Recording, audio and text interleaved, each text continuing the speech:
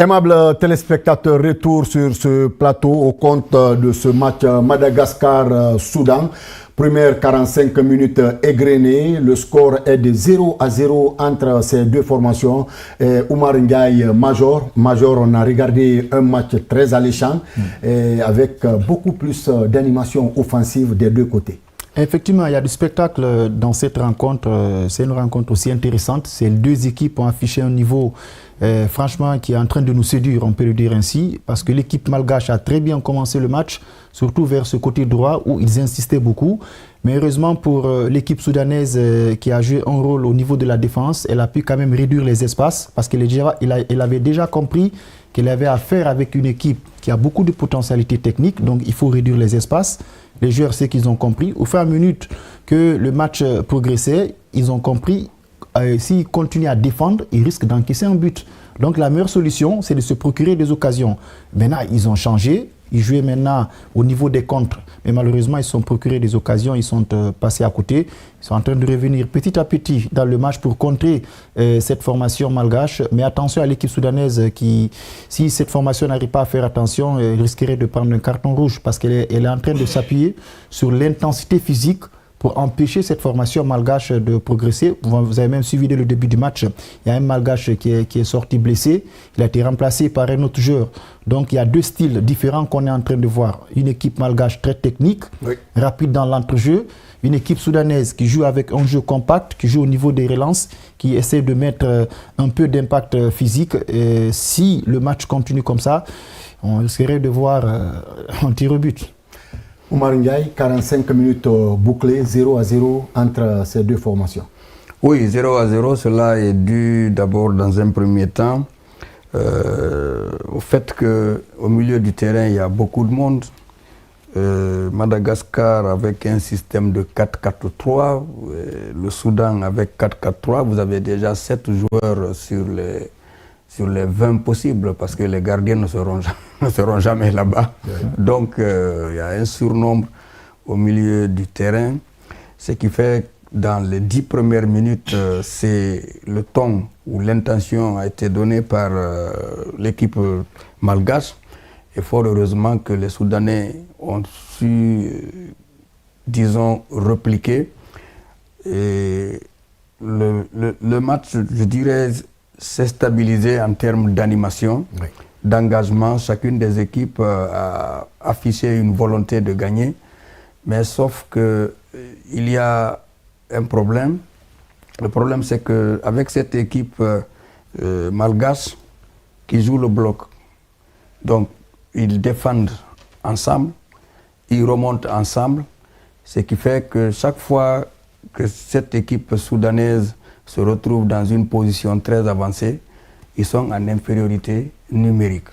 Et dans des situations comme ça, jouer sur une valeur individuelle, comment conserver le ballon pour désaxer toute cette forêt de maillots verts, ça va être un peu difficile, ce qui fait que le peu d'occasions que les joueurs se sont créés, il n'y a pas eu la finition parce qu'il n'y a pas eu de précision, parce qu'il y a beaucoup d'anticipation. Au fait, vous êtes dans une position, vous avez le choix entre dribbler et tirer, et au même moment, soit vous êtes victime d'une bousculade. Donc c'est un peu... On sent l'engagement beaucoup plus technique du côté malgache que du côté soudanais, où cette équipe, en deuxième période, si sur le plan physique elle tient, pourrait peut-être partir sur ce plan-là pour pouvoir débloquer la situation. Mais pour le moment, une belle animation. Rien n'est joué. La deuxième période va être beaucoup plus déterminante. Mais je pense, je dis bien, la fraîcheur va compter. L'équipe malgache va jouer son 6e match, si je ne me trompe pas. Son 6e match, les autres jouent le 5e match. Et cette différence de 90 minutes plus le temps additionnel va peser lourd finalement dans les 45 minutes au compte de la deuxième période. Bon, c'est vrai aussi, elles sont revenues des quarts de finale après 120 minutes au tir au but, mais tout ça, il faut compter sur cette équipe du Soudan qui devrait, s'il y a logique, sortir... Remporter la bataille. En tout cas, à 80%, c'est cette équipe-là qu'il faut voir, malgré l'intention affichée, l'ambition Et cette maestria un peu technique des Malgaches, avec un football basé sur la vivacité, les relances, l'accélération, mais ça ne suffit pas parce que tactiquement, toutes les deux équipes sont bien organisées. Toutes les deux équipes tactiquement et techniquement bien organisées, c'est Oumar Ndiaye qui le dit. Et sur ce plateau major, vous avez vu, Oumar Ndiaye le rappelait tantôt avec des relances, avec beaucoup plus de technicité, mais aussi avec ces longues balles, les contre-attaques développées. Est-ce que l'équipe soudanaise, si elle ne se méfie pas, ne risque pas de prendre gros, surtout dans les derniers instants? Oui, hein, parce que déjà, elle a affaire avec une équipe qui est rapide, qui joue en football direct, qui ne tergiverse pas avec le ballon au niveau du milieu de terrain. Il faut faire beaucoup attention avec ces genres d'équipes. S'ils ont déjà des milieux de terrain, dès qu'ils ont le ballon, ils ne tergiversent pas, ils laissent directement les passes en profondeur pour les attaquants. Mais sur le plan tactique, cette formation soudanaise, elle a compris la lecture du jeu de l'équipe adverse. C'est la seule chance qu'elle a eue en première explication. Déjà, elle est restée les 15 minutes, elle a observé comment les Malgaches vont essayer de les attaquer. Et ils ont compris, c'est le côté droit qui fonctionnait beaucoup. Ils sont partis, ils ont bloqué ce côté droit. Les Malgaches aussi sont partis, ils ont changé un côté, partis vers le côté gauche.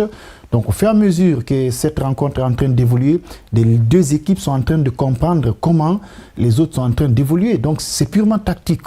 Dans un cadre général, on sent de la maturité. Dès qu'on bascule la rencontre, l'équipe adverse rapidement aussi arrive à répliquer. C'est extrêmement important. Maintenant, la seule différence entre ces deux équipes, c'est la lucidité.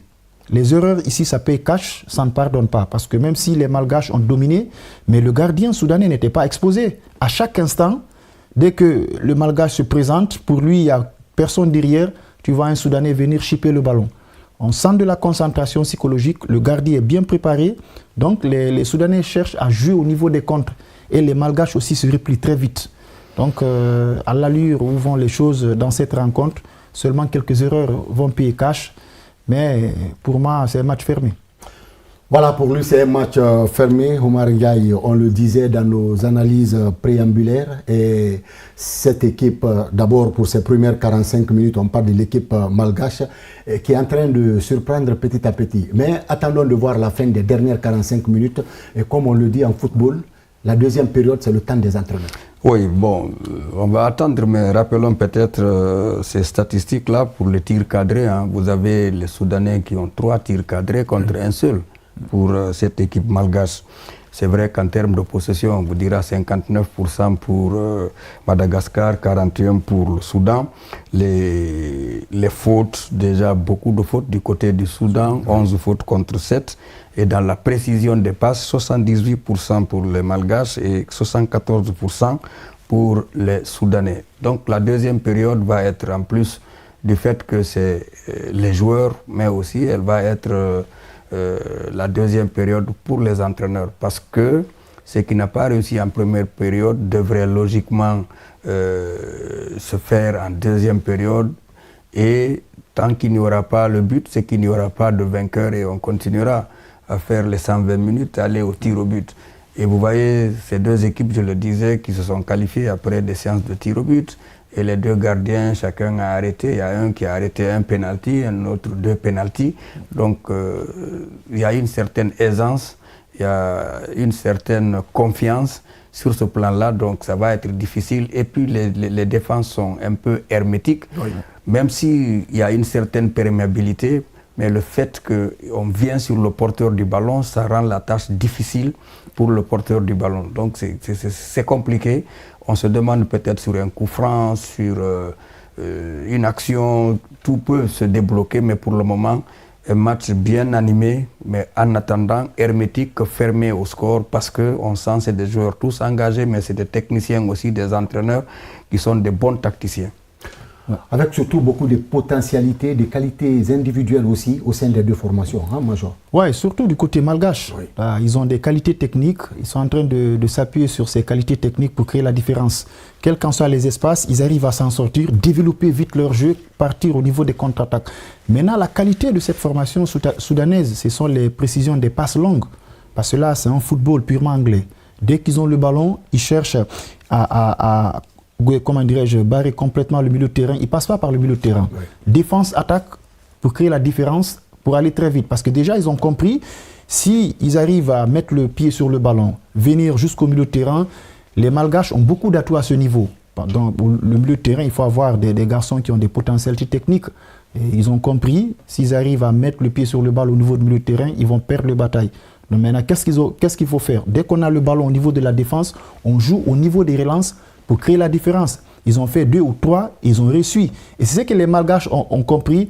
Ils se sont repliés un peu derrière avec un bloc bas tout en équilibrant le jeu. Parce que les 15 premières minutes, ils attaquaient.